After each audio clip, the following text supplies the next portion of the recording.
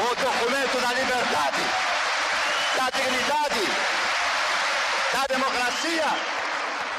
Uma fusão aprovada com 472 votos determina a adoção do Sistema Único de Saúde. Há exatos 30 anos, a promulgação do SUS abriu caminho para que a saúde fosse um dever do Estado e um direito de todo brasileiro. Para quem viveu as duas épocas, é nítido o abismo que separa o antes e o depois da criação do Sistema Único de Saúde, uma das principais conquistas da Constituição Cidadã de 88. Antes do SUS, a imensa maioria dos brasileiros que não tinham uma carteira de trabalho assinada e que não contribuíam para a Previdência eram literalmente considerados indigentes. Significava que essas pessoas ficavam dependendo para ter acesso a cuidados de saúde ou da filantropia, ou então restava o saber popular, as benzedeiras, a medicina leiga, as ofertas de ordem religiosa e tal, e isso explicava porque o Brasil tinha uma mortalidade infantil acima de 200, porque que o brasileiro vivia tão pouco, porque que as populações eram dizimadas por doenças infecciosas, por doenças preveníveis e tal. Então, assim, é impossível imaginar uma volta ao passado. Extinto em 1993, o Instituto Nacional de Assistência Médica da Previdência Social se constituía como uma política pública de saúde antes da criação do SUS. Criado na década de 60, o INAMPS era restrito a trabalhadores que contribuíam para a Previdência Social, o que representava cerca de 20% da população brasileira.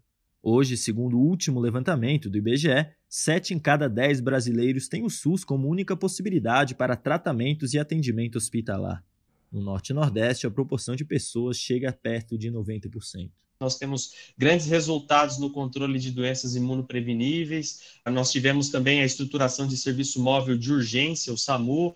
Nós temos uma atenção primária que tem uma boa capilaridade e isso acabou refletindo em queda de mortalidade infantil, queda de mortalidade materna, a redução de doenças como doenças muito relacionadas à pobreza e à falta de assistência, enfim. Então, o Brasil ele teve um grande avanço com o SUS, independente do governo que teve aí. O SUS ele foi muito importante e ele promoveu muitas melhorias nos indicadores sociais e indicadores de saúde. Mesmo desfinanciado e enfraquecido, especialmente a partir da PEC do teto dos gastos e com a perda de mais de 18 mil profissionais do programa Mais Médicos, o SUS tem tido um papel fundamental em meio à pandemia que já matou mais de 130 mil pessoas no país. O governo federal, falando do Bolsonaro, falando do Dória aqui em São Paulo, até mesmo do Bruno Covas, que eram governos que estavam, sim, fazendo esse processo de desmonte do Sistema Único de Saúde, eles, se não fosse o Sistema Único de Saúde dando ferramentas para eles para combater a epidemia,